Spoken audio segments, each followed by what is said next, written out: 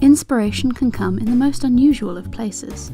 For Toru Iwatani, his greatest, most popular creation came from somewhere entirely unexpected. Sat in a restaurant, trying to come up with a brand new video game idea, Toru glanced at his lunch, a pizza. Just like that, he'd created one of the most iconic games characters of all time.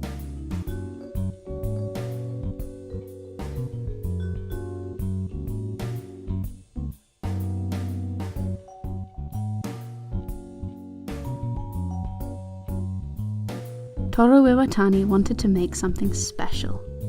Arcade games were all the rage, but they all seemed to be far too similar.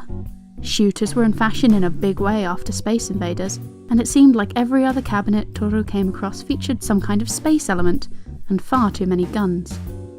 He didn't like this. Video games were getting too formulaic, and only reaching a single demographic. Wouldn't it be fun to have a game that people of all ages could play and enjoy? Something that families could play together as they sat casually in a public space. A game which, instead of solely appealing to dedicated teenage boys, would be fun for women and children to casually approach without any existing knowledge of how to play games or what to expect. Toru found himself pondering this one day in a restaurant. He ordered a pizza and, as he snacked, he looked around at his fellow patrons. Everyone was sitting, chatting, and enjoying food together. He noted that he'd seen an increasing number of arcade machines in restaurants and cafes like this. People liked to sink a few casual coins into a machine while doing other things. It was this setting that attracted the widest possible audience, not smoke-filled arcades with dark walls and neon lights that only appealed to teenage boys. What if, Toru thought, there was a game that felt more at home in a coffee shop than an arcade? A colourful, bright game, about something fun that had universal appeal. And then the idea hit him. He should make a game about eating, where players had to munch as much food as possible. It would be perfect. It would fit the mood of a restaurant or a casual coffee house. Players could snack together as they played a game about snacking. But what game character would perfectly symbolise this eating process? What should his protagonist look like? Toru looked down. There, in front of him, was a half-eaten pizza. That was it! That was the shape! Toru was thrilled. After all, if he squinted a bit, his half-eaten pizza even looked like the Japanese character for mouth. And so, Toru set to work.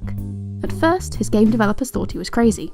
They weren't sure why Toru was insisting on such a strange design, and why he refused to accept any alternatives.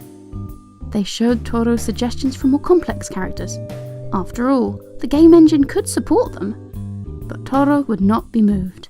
His new game would feature a half-eaten pizza as a protagonist, and nothing else was acceptable. For enemies, Toru decided to create colourful characters that were inspired by Saturday morning cartoons. He figured that a collection of bright, dynamic enemies would make the experience more enjoyable, and would give more people a reason to stop in a busy arcade to see what was going on. He also liked the idea of using villains that couldn't be killed. This game was going to be light and fun, and it wouldn't feature a hero who murders his way through opponents. Instead, ghosts could easily respawn without their deaths feeling violent. Toru decided on a variety of different fruits as bonus items in the game. They fit the food theme and also added extra colour to the screen. He also started crafting cutscenes to reward the player with.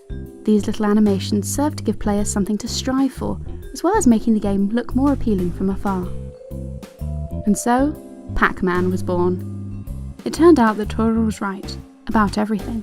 The simple character design made it easy for players to identify and sympathise with Pac-Man, and the cabinets drew a far wider audience than just the teenage shooter fans that filled most arcades. Pac-Man went on to become one of, if not the, most recognisable character in video games, and his debut title spawned a wave of similar titles, spin-offs, and pop culture references. So what's the moral here? Well, it's important to remember that inspiration can strike in the strangest of places. No matter where you are, or what you're doing, be ready for a good idea to appear. You never know when you might come up with the perfect plan to succeed at whatever it is you're trying to achieve in life. Perhaps, most importantly of all, never underestimate the value of a good meal.